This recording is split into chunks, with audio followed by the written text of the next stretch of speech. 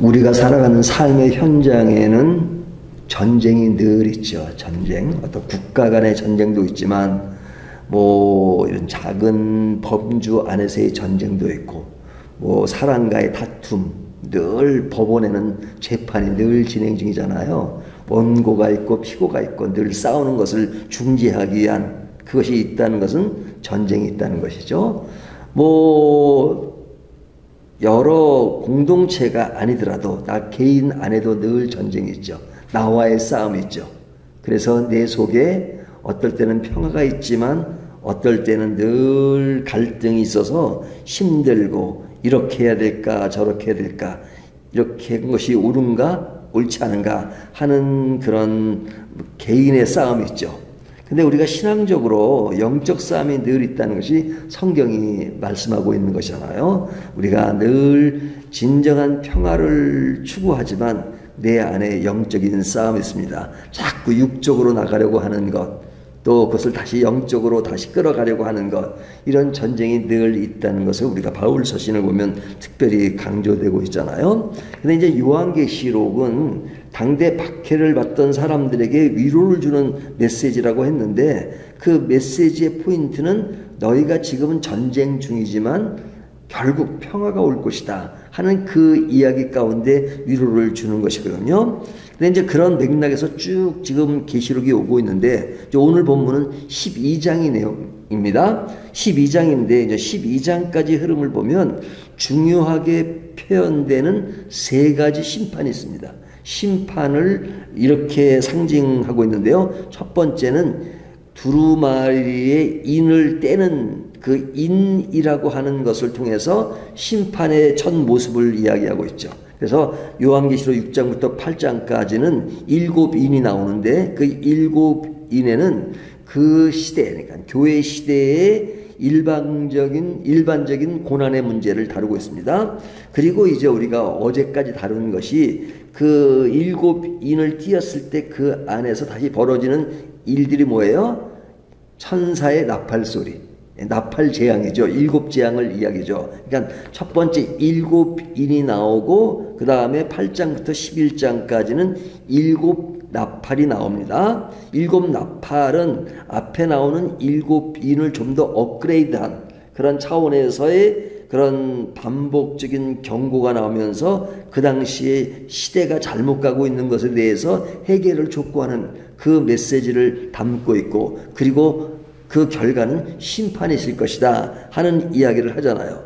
그리고 나서 이제 오늘부터 12장, 13장, 14장, 15장이 지나고 나면 16장에 뭐가 나오냐면 7대접이 나옵니다. 7대접. 7대접이 이제 그 종말적 심판의 절정을 이야기하면서 어떤 상징적 표현으로 그런 심판에 관한 이야기를 또 이야기하고 있어요. 그러니까 이 요한계시록 새 심판 구조가 7인, 7나팔, 7대접 이렇게 표현되는 겁니다. 자, 그런 가운데 이제 오늘 저희가 12장을 보고 있잖아요. 이 12장은 그런 7나팔과 7대접 사이에 끼어 있는 그런 내용이에요. 그것이 12장부터 15장까지 내용입니다. 그러니까 12장의 내용은 뭐냐면 여기에 여인과 용의 전쟁이 이야기로 나오고 있는데요. 그것은 교회 시대의 영적 갈등에 관한 이야기입니다. 그러면서 결국은 성도가 승리할 것이다 하는 것이 12장에 나오고, 13장에는 두 짐승과 짐승의 표가 나오는데 사탄의 정치 그리고 종교적 미혹에 관한 이야기를 13장에 하고요. 14장에는 14만 4천 이야기가 나오고 새 천사, 두 수학 이야기가 나오는데, 이것은 우리가 반복되는 것처럼 구원과 심판을 대비시켜서 설명하는 내용입니다. 그리고 15장에 가면 유리바다, 찬양, 대접 준비 이런 이야기가 나오는데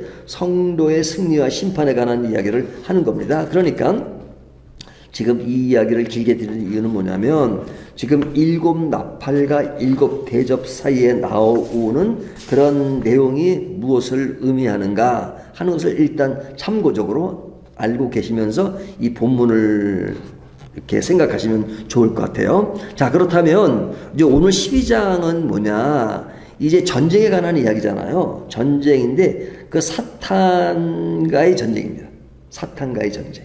그러니까 사탄의 어떤 그런 공략이 계속 있는 겁니다. 우리가 이 세상 살아가는 동안에는 완전한 천국이 오지 않은 상태이기 때문에 그런 사탄이 그런 활동하고 그 활동에 의해서 우리는 그런 영향을 받기 때문에 그 속에는 늘 전투와 전쟁이 있다는 것을 말씀드리고 있잖아요. 그런데 이제 사탄의 전략이 계속되고 있는 겁니다. 그래서 12장을 보면 1절부터 12절까지 내용은 사탄이 예수 그리스도를 멸망시키려고 해요. 우리가 이제 십자가 사건이 그거잖아요. 그 예수님을 십자가에 못 박는 것, 그것이 그 사탄이 예수 그리스도를 멸망시키려 하지만 그것은 실패하죠. 그 실패하는 내용을 12절까지 이야기하고 있고요. 13절과 16절까지는 그리스도를 죽이지 못하니까 누구를 공격합니까? 교회를 공격해요. 교회를 공격해요. 그리고 나중에 17절은 교회를 공격해도 되지 않으니까 교회에 속한 각 개인을 공격하는 겁니다. 다시요. 12장을 보면 예수님을 공격하지만 실패. 그러니까 교회를 공격하지만 실패. 교회를 공격해도 안 되니까 교회의 각 사람, 개인 성도들을 공격하는 그런 내용이 나옵니다. 그러니까 이제 이것을 오늘 본문이 이야기하고 있는데요. 첫 번째는 이 사탄이 그리스도를 공격하는 내용이 나오잖아요. 그래서 1절, 2절 보면 해를 입은 여인이 아이를 해산하려 한다 하는 그 내용인데 여인은 하나님의 백성을 상징합니다. 하나님의 백성, 우리 모두를. 그리고 아이는 예수 그리스도, 우리가 믿는 예수 그리스도. 그래서 예수 그리스도가 아이의 모습으로 나오죠. 그러니까 마리아가 아이를 낳은 것처럼 이 마리아를 상징하는 것이 뭐냐면 우리 모든 그리스도의 백성 가운데서 그리스도가 오신 것을 상징합니다. 그리고 3, 4절 보면 붉은 용이 아이를 삼키려 해요. 이것은 금방 알 수 있죠. 사탄이 예수님의 탄생과 사역을 방해하고, 그리고 이제 5절을 보면 아이가 하나님 보좌 앞으로 들려 올라가죠. 이것은 예수님의 승천과 보호를 이야기합니다. 그리고 이제 7절부터 9절까지 보면 미가엘과 사탄의 하늘 전쟁 이야기가 나오는데 십자가의 승리로 말미암아 사탄은 하늘에서 추방되는 것입니다. 그래서 10절부터 12절까지는 성도의 승리 선언인데 어린 양의 피와 증언으로 사탄을 이기는 내용을 말씀하고 있어요. 자, 이런 내용은 뭐냐면 사탄이 끊임없이 공격하고 있다는 거죠. 예수님의 탄생부터 시작해서 쭉 공격하지만 그리스도의 승리로 사탄은 하늘에서 쫓겨나고 패배한다 하는 그 이야기를 하고 있는 겁니다. 자, 그리고 이전 두 번째가 사탄은 누굴 공격한다 그랬어요? 교회를 공격한다 그랬죠. 이것이 이제 13절부터 16절까지 나오는데 사탄이 여인을 박해한다 하는 것이 13절에 나오죠. 그러니까 교회에 대한 집요한 공격이 시작되는 겁니다. 왜? 그리스도를 공격해도 안 되니까 교회를 공격하는 겁니다. 그리고 14절에 그런 공격 가운데 어려움을 당해요. 그래서 이 여인이 광야로 도피하잖아요. 그것은 도피는 하나님께서 교회를 보호하기 위해서 마련한 그런 삶의 영역이라고 말할 수 있죠. 15절을 보면 용이 물을 토해 여인을 떠내려가게 한다 하는 그 내용이 나오고 있는데 여기에는 거짓, 교리, 세속적인 유혹, 핍박의 그런 상징적으로 보여주는 내용을 이야기하고 있죠. 그리고 16절에 땅이 여인을 도와 물을 삼킨다 하는 내용이 나오는데 하나님의 창조의 질서가 교회를 보호한다 하는 그 내용을 담고 있습니다. 이것은 뭐냐면 사탄이 교회를 무너뜨리려 하지만 하나님의 섭리와 보호로 인해서 실패한다 하는 그 내용입니다. 지금 제가 좀 빨리 하기 때문에 막 지나는데 어떤 흐름만 이해하시고 그냥 개념적으로만 이렇게 느끼시면 될 것 같아요. 자세한 것을 알려면 이게 영상으로 나가니까요. 영상 들어보시면서 차곡차곡 하나하나 이렇게 또 기록을 하시면 좋을 것 같습니다. 자, 이것이 이제 교회를 무너뜨리려고 하지만 안 된다는 이야기고, 마지막 17절은 이제 용이 여인의 남은 자손과 싸우는 것인데, 이것은 성도 개개인에 대한 직접적인 공격을 하는 것입니다. 사탄이 세력이 교회를 무너뜨리지 못하자 하나님의 계명을 지키며 예수의 증거를 가진 성도들을 대상으로 공격하는 내용을 담고 있는 것이다. 이것이 이제 오늘 본문의 어떤 내용의 흐름이에요. 자, 그렇다면 이 내용이 이제 오늘날 우리들에게 좀 직접적으로 인식하고 또 적용할 것이 무엇이냐, 여러 가지를 말씀드릴게요. 첫 번째는 이것이 이제 사탄이 그리스도를 공격하고 교회를 공격하고 개인을 공격한다는 것이 이렇게 좀 추상적으로 이렇게 이해될 수 있잖아요. 이거를 좀 직접적으로 얘기를 한다면, 현실적으로 얘기한다면, 사탄은 우리를 자꾸 죄 속으로 끌어들이죠. 죄 속으로 끌어들이는 방법은 뭐예요? 유혹을 통해서 또 정죄를 통해서 죄를 자꾸 반복해서 짓도록 만듭니다. 그것이 뭐냐? 너는 실패했어. 너는 아니야. 어떻게 내가 하는 그 삶의 영역을 봐. 삶의 흐름을 봐. 삶의 모습을 봐. 내가 뭐 실패 안 해? 늘 잘해? 못하잖아. 그런데 죄가 없다고 말해? 아니야. 너는 여전히 죄인이야. 여전히 죄인이야. 근데 이제 우리가 구원의 확신을 얘기할 때 분명히 해야 될 것은 뭐냐면, 우리가 자신에게 질문할 때 당신 죄인입니까? 그러면은 나 죄인 아니고 의로워요. 이것이 맞는 얘기입니까? 틀린 얘기입니까? 교리적으로 맞는 얘기예요. 교리적으로. 그러니까 교리적으로 구원이라고 하는 것은 과거의 죄, 현재의 죄, 미래의 죄, 이것을 다 용서하는 것이 구원이잖아요. 뭐 좀 신학적으로 원죄가 있고 자범죄가 있다고 하는데 그거 다 용서하는 것이 구원이잖아요. 구원이라고 하는 것은 뭐 약간의 여부를 남겨놓고 구원하는 것은 구원이 아니에요. 완전 100% 구원하는 것이 구원입니다. 그렇죠? 과거의 죄, 현재의 죄, 앞으로 질 미래의 죄까지, 원죄, 자범죄, 그런 의미에서 우리는 의인이라고 말할 수 있어요. 성경은 분명히 너희를 의롭게 했다 하는 칭의라는 말을 했잖아요. 우리를 분명히 법정적으로 의인이라고 선포하셨어요. 그러면서 우리는 의인이에요. 죄인이 아니에요. 하지만 이제 우리가 일반적인 삶 가운데서 당신 죄를 짓지 않습니까? 죄를 짓죠. 그러면 나 죄 안 지어. 그렇게 말하면 안 되죠. 죄를 짓잖아요. 뭐 죄라는 기준이 굉장히 어렵긴 합니다. 뭐 거짓말하는 거 뭐 이것도 죄고 다 하지만 사실은 죄의 그런 오리지널 정의는 아니에요. 죄라고 하는 것은 하나님께 불순종하는 것이 죄입니다. 그 불순종하는 것이 죄인데 실제로 불순종하는 영역 가운데 속한 많은 것들이 우리가 확실히 죄를 짓지 않는다라고 말할 수 없죠. 그런 의미에서 나는 늘 고백하기를 I'm sinner. 나는 죄입니다. 이렇게 고백하죠. 그렇게 고백은 해야 돼요. 왜? 내 어떤 그런 부족한 것이 있기 때문에. 그래서 이 예를 지난번에 이렇게 나무를 자르면 그 나무의 그런 잔 액체 때문에 꽃이 필 수도 있고 나무가 필 수 있는 것처럼 우리는 옛 성품이 남아있기 때문에 아직까지도 죄를 짓는 그런 모습이 있습니다. 죄를 지어요. 하지만 그런 죄를 짓는 모습이 있지만 하나님은 우리에게 너는 죄인이 아니야 라고 선포했단 말이에요. 내가 너를 의롭게 한다. 의롭게 했다. 완료형으로 얘기해. 완료형으로. 그러니까 그런 의미에서 우리는 교리적으로 신학적으로 나는 의인이라고 고백할 수 있어야 돼. 그것이 구원이니까요.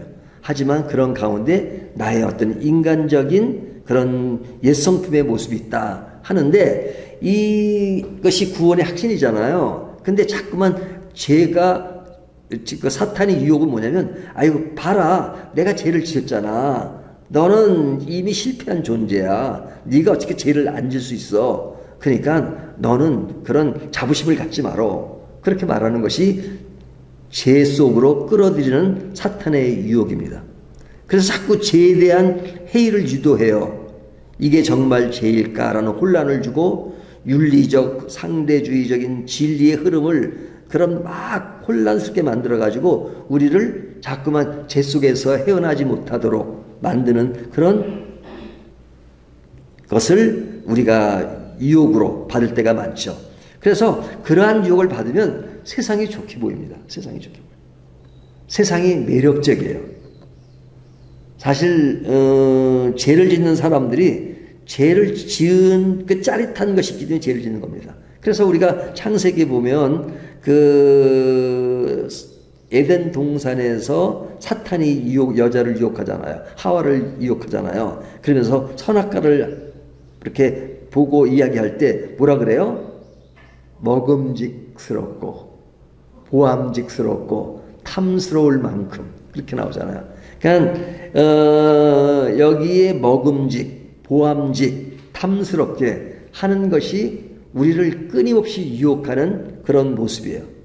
성공과 쾌락과 인기 중심의 가치관을 자꾸 부여합니다.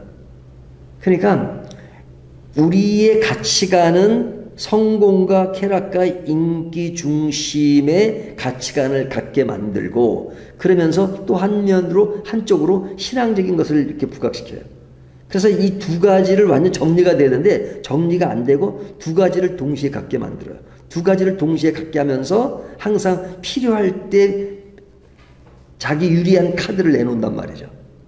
우리가 이민사에 가면 한국적인 마인드도 드러내고 그 나라의 문화도 드러내잖아요. 두 개의 카드를 갖는다고 하잖아요. 그러니까 이스라엘 백성들이 한 번도 하나님을 배반한 적은 없습니다. 하나님을 어긴 적도 없어요. 그럼에도 불구하고 하나님이 막 그게 심판을 선포하시고 너희들에게 이렇게 질책하시잖아요. 왜 그러냐? 나 외에 다른 신을 섬기지 말라고 하는데 그들은 우상도 숭배하고 하나님도 예배하니까 그냥 하나님이 예배한다고 늘 생각하는 거예요. 하지만 나를 진정으로 예배하는 것은 우상 숭배를 하지 마라. 오직 나만 섬겨라. 나는 질투의 하나님이다. 이렇게 말씀하실 정도로 하나님께 초점이 맞춘 그것이 신앙의 근본이잖아요. 근데 이것은 유지하고 있기 때문에 내가 우상 숭배를 하고 세상의 어떤 가치관을 가지고 있으면서도 내가 믿음 생활을 제대로 한다라고 스스로 합리화시키고 정당화시킬 때가 많죠. 그런 의미에서 우리는 세상을 사실은 좋게 보아서는 안 됩니다. 여기서 세상을 좋게 보지 말라는 이야기는 뭐냐면 우리가 사는 삶의 현장을 얘기하는 게 아닙니다. 물론 그것도 포함하지만 세상 속에 포함된 그릇된 가치관을 얘기하는 겁니다. 그 가치관에 그러니까 세속적이라고 말하시죠. 세속적이지 말아야 된다는 것이죠. 근데 자꾸 세상을 좋게 보이게 만들어요. 그리고 구원의 확신을 흔드는 겁니다. 너 정말 구원받았어? 라고 우리의 감정과 상황에 따라서 믿음을 흔들죠. 우리가 예수 믿는 것이 이렇게 감정적으로 딱 안 들어올 수 있잖아요. 우리가 처음 예수 믿게 될 때 막 감정적으로 막 이렇게 막 넘치는 분도 계시지만 감정이 없을 수도 있잖아요. 하지만 그럴 때마다 전도할 때 그러잖아요. 감정에 호소하지 말고 일단 우리의 그런 인식으로 예수님을 영접하고 믿어라. 예수님이 나를 위해서 구원하셨다는 거, 십자가를 지셨다는 걸 믿으라고 말하잖아요. 그러니까 감정이 아직까지 거기에 끌려가지 않을 수 있어요. 하지만 자꾸만 유혹하는 것은 너 감정이 없잖아. 그러니까 구원의 확신은 무슨 구원의 확신. 그렇게 유혹한단 말이죠. 그래서 이 세속적 유혹을 자꾸 강조합니다. 말씀보다는 감정과 욕망을 따르게 하고 쾌락과 소비, 비교, 자아중심의 삶을 살게 만드는 것, 이런 것들이 우리를 유혹하는 것이에요. 이것이 오늘 본문에서 사탄이 그리스도를 공격하고 교회를 공격하고 개인을 공격하는 그런 속성들이 지금 이야기한 것처럼 나타나는 것입니다. 그런데 오늘 본문은 무엇을 이야기하느냐? 바로 이런 것들을 내 혼자의 힘으로 해결할 수 없어요. 불가능해요. 하지만 그리스도의 피로써, 어린 양의 피로써 예수 그리스도의 십자가를 통해서 모든 사탄의 유혹을, 사탄의 그런 공격을 무력하게 만드는 것이 오늘 본문의 내용입니다. 진리를 붙잡고 끝까지 나아가라. 죽기까지 생명을 아끼지 않고 우리가 충성을 다한다는 것은 그리스도의 십자가 안에서 그 가치를 알고 따라가는 삶의 모습이잖아요. 그런 모습을 가면 우리가 여기에 여인이 광야로 피했던 것처럼 우리가 도망할 때도 있고 넘어질 때도 있고 힘들 때도 있지만 결국은 우리를 승리하게 만들 것이다 하는 것이 오늘 말씀의 포인트입니다. 저 승리하게 만들 것이라고 하는 그 말 속에는 뭐가 들어있냐면 승리하게 된다는 미래형의 이야기뿐 아니라 너는 이미 승리하고 나가는 거야. 이미 승리하고 나가는 거야.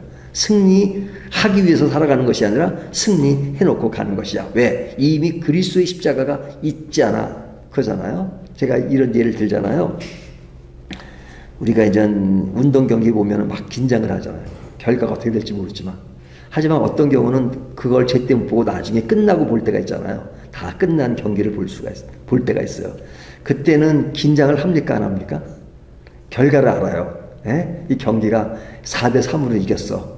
근데 우리나라가 이제 뭐 계속 처음에는 3대0으로 지다가 나중에는 4대3으로 이겼어요.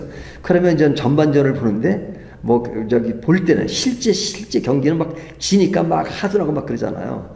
하지만 이미 다 끝난 경기를 4대3으로 이겼다는 것을 알고 보면 그것을 볼 때 3대0으로 절 때 긴장합니까? 안 합니까? 긴장 안 하죠. 아는데 지금은 지고 있지만 결과를 아니까. 그러니까 우리는 우리들의 삶의 실제로 현실 가운데 어떻게 되는지는 잘 몰라요. 하지만 분명한 것은 있으면 하나님의 약속은 분명해요. 그리고 그 하나님이 분명하세요. 그리고 하나님의 약속이 우리를 끝까지 책임진다는 걸 알고 그리고 하나님이 승리하게 하시는 하나님이 아니라 이미 승리해놓고 우리의 인생을 나아가게 만드시기 때문에 우리는 다시 좀 약해질 때마다 다시 뭘 바라봐요? 넘어졌다가도 다시 고개를 들고 그리스도의 십자가를 바라보면서 다시 승리의 깃발을 들고 나가는 것입니다. 이것이 성도가 믿음으로 살아가는 삶의 패턴이에요. 그 패턴을 우리가 잠시 좀 놓칠 때가 있어요. 그럴 때마다 다시 고개를 들고 다시 십자가를 보고 다시 일어나는 겁니다. 광야에서 뱀에 물렸을 때 꽃뱀을 보고 일어났던 것처럼 우리가 늘 일어나는 겁니다. 다시 일어나는 겁니다. 고개만 들면 돼요. 쳐다보면 돼요. 그리스도만 쳐다보면 주님께서 그렇게 하도록 이미 해 놓으셨습니다. 이런 승리의 싸움을 우리가 늘 이기시면서 늘 오늘도 희망과 기쁨과 감사로 점철되는 하루가 되시기를 주님의 이름으로 축원합니다.